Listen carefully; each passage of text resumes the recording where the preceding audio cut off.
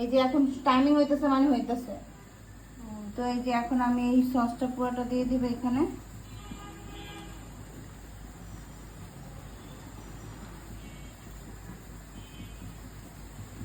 দিয়ে দিয়েছি,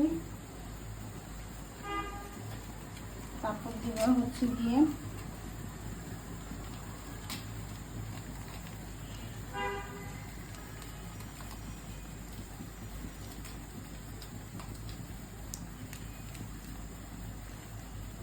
মরিচ, এগুলো দিব, শুকনো মরিচ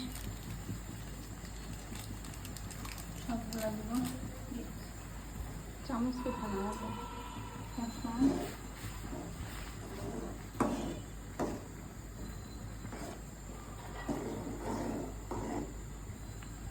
আমি যেটা একটু বেশি লবণ খাই, সব সময় না, বাট নুডলসটার সময় লবণ তাহলে যেমন মনে হয় কম হয়, একটু লবণ দিয়ে দিব।